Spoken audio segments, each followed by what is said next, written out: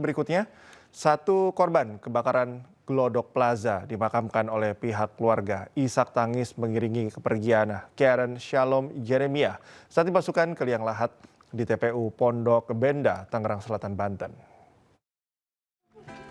Anak kita sayangi, adik kita, Karen.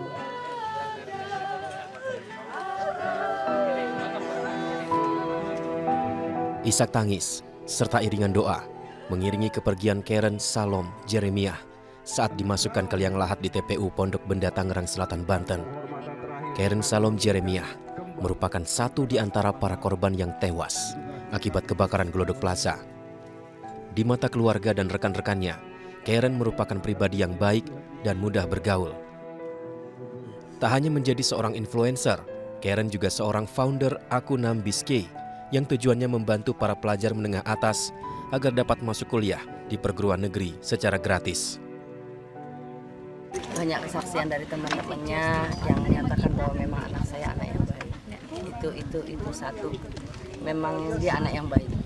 Anak yang nggak pernah ngerepotin, anak yang mandiri, anak yang taat sama orang tua, sama kakak-kakaknya nurut, selalu membantu, nggak tegaan orangnya. Sebelumnya, Rumah Sakit Polri Kramat Jati Jakarta telah mengidentifikasi 5 korban tewas lainnya. Para korban yang berhasil teridentifikasi yakni Karen Shalom Jeremiah, Zuki F. Rahja, Aulia Belinda, Osima Yukari, Desti Eka Putri, dan Ade Arianti. Dari Tangerang Selatan, Banten, Nunung Purnomo, iNews melaporkan.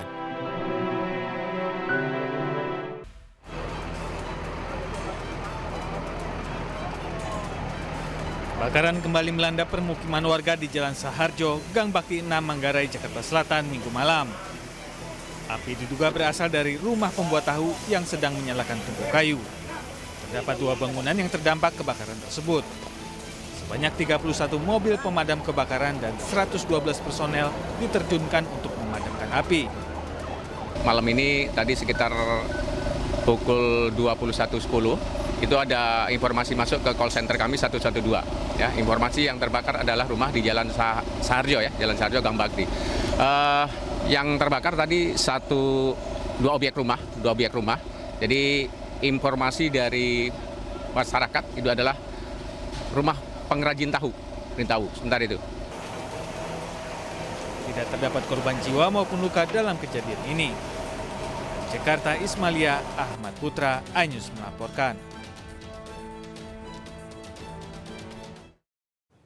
Sebuah gudang bahan baku sofa dan kasur di Kabupaten Bekasi, Jawa Barat ludes terbakar. Pemadaman api berlangsung lebih dari 4 jam hingga Senin dini hari. Kebakaran diduga akibat ledakan gardu listrik di area gudang.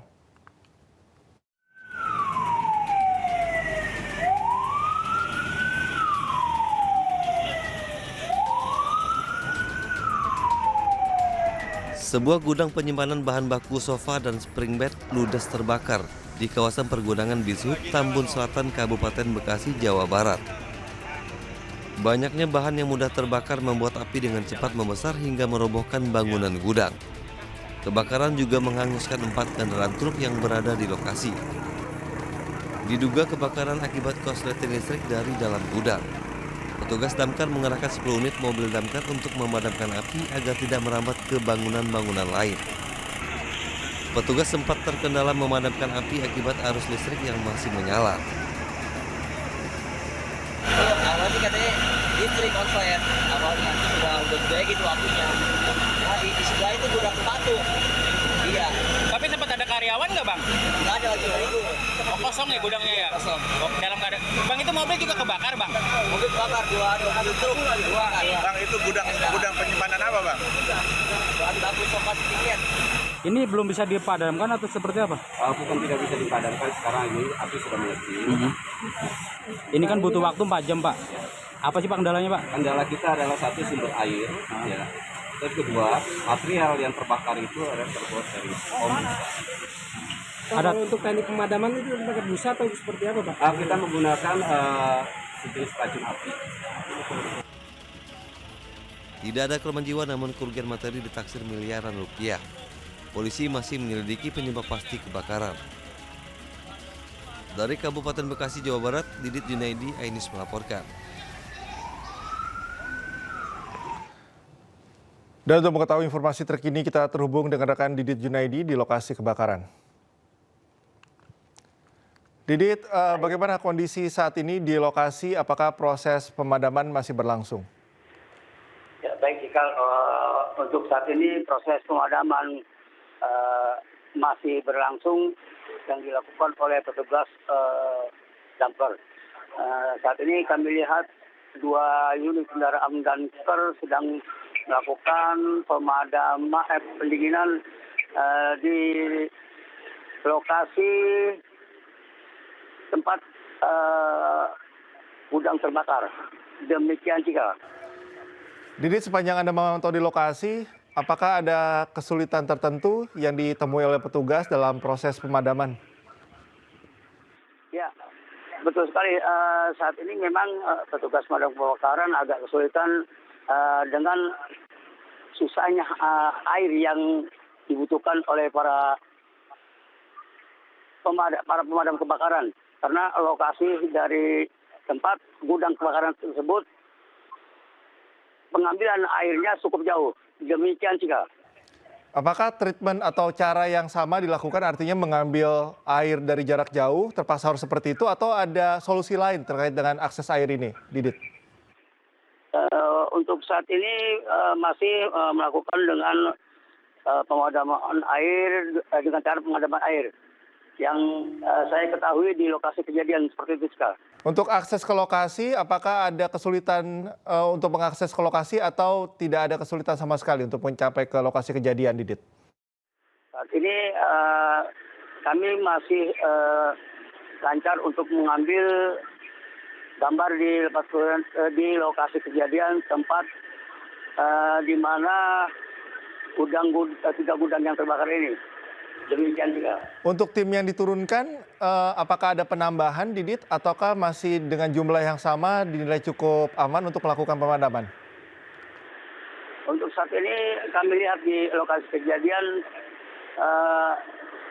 2 mobil pemadam kebakaran dengan armada diperkirakan 20 orang. Demikian juga. Baik, Didit, terima kasih atas informasi Anda. Selamat bertugas kembali. Itu pemirsa laporan dari rekan Didit Junaidi dari lokasi kebakaran di Bekasi. Penertiban PKL di kawasan pertokoan Permindo, Kecamatan Padang Barat, Kota Padang berlangsung ricuh. Aksi ini merupakan buntut dari adanya larangan berjualan di badan jalan di sepanjang kawasan tersebut oleh Pemkot Padang.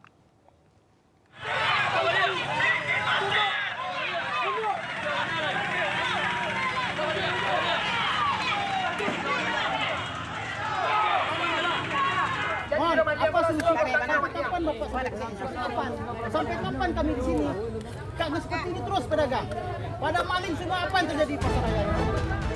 Inilah aksi puluhan pedagang kaki lima yang mengamuk dan menghadang mobil patroli Satpol PP saat hendak melakukan penertiban di kawasan Permindo, Kecamatan Padang Barat, Kota Padang.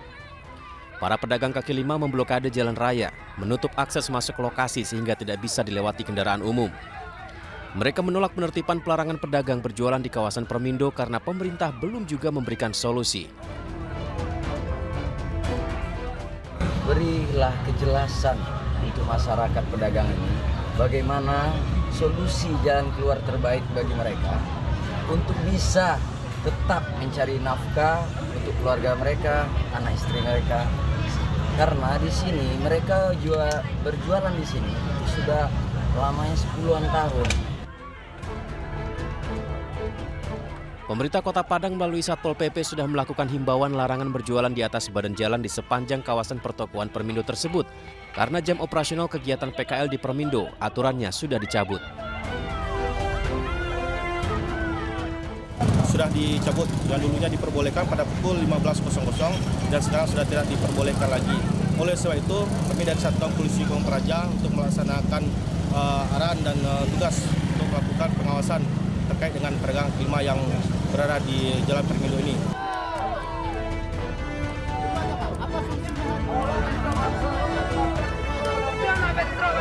Hingga saat ini sejumlah pedagang masih menunggu solusi dari pemerintah terkait penertiban ini. Dari Padang, Sumatera Barat, Budi Sunandar, iNews melaporkan.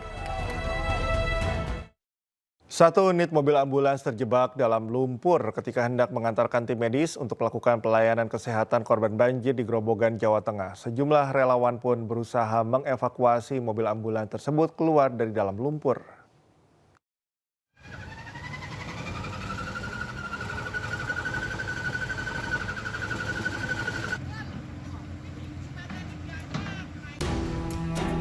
Mobil ambulan milik Dinas Kesehatan Grobogan, Jawa Tengah dievakuasi sejumlah relawan yang sedang bergotong royong membersihkan lumpur yang merendam Desa Baturagung, Kecamatan Gubuk, Grobogan, Jawa Tengah. Proses evakuasi mengalami kendala karena roda mobil ambulans terjebak di tengah lumpur yang cukup dalam. Setelah datang beberapa personil relawan, mobil ambulan ini berhasil didorong dan dievakuasi dari dalam lumpur. Mobil ambulans tersebut rencananya akan mengantarkan tim medis ke Desa Baturagung yang terisolir lumpur setinggi 1 meter.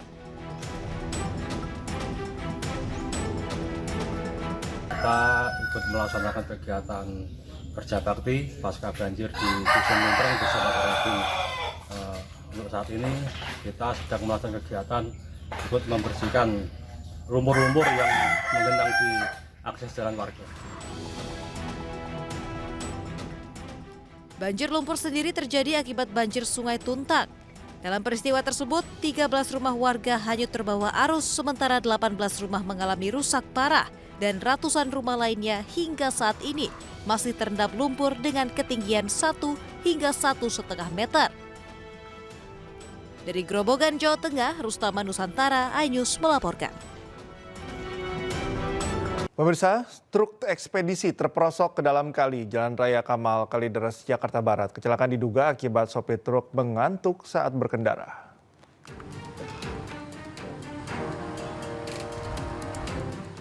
Beginilah kondisi truk ekspedisi yang terperosok ke dalam kali di Jalan Raya Kamal, Kalideres, Jakarta Barat. Setengah badan truk masuk ke dalam kali dan mengalami kerusakan pada bagian depan. Kejadian bermula saat truk ekspedisi tanpa muatan ini melaju dari arah Jalan Raya Kamal menuju Benda, Tangerang, Banten. Sampai di lokasi, truk tiba-tiba saja menabrak pembatas jalan dan langsung masuk ke dalam kali. Tak ada korban jiwa, namun insiden ini terjadi akibat sopir truk mengantuk dalam berkendara. Mobil ekspedisi ini dari arah Kelurahan Kamal menuju ke arah Benda Rawa Bokor. Supirnya sedang ngantuk, kelelahan karena perjalanan yang lumayan jauh. Pada akhirnya supirnya menabrak pembatas kali dan mobil terpelosok ke dalam kali.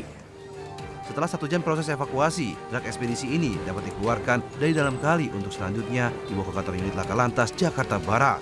Dari Jakarta, Miftah Lugani melaporkan.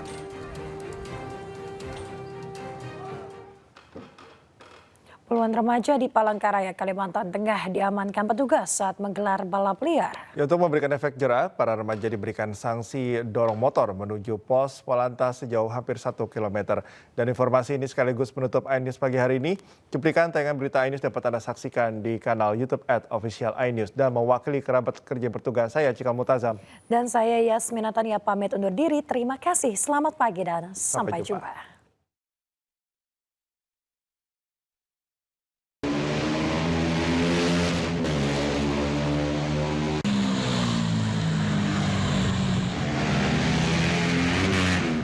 Sekelompok remaja menggelar balap liar di kawasan Jalan Dr. Murjani dan Jalan Diponegoro, Kota Palangkaraya, Kalimantan Tengah. Para remaja ini saling beradu kecepatan memacu motornya di tengah jalan protokol yang dapat membahayakan dirinya dan pengguna jalan lainnya. Mendapat laporan warga, polisi datang ke lokasi dan mengamankan para remaja beserta 30 unit kendaraan roda 2. Sebagian motor dimodifikasi dengan knalpot burung dan sebagian lagi tidak menggunakan plat nomor kendaraan.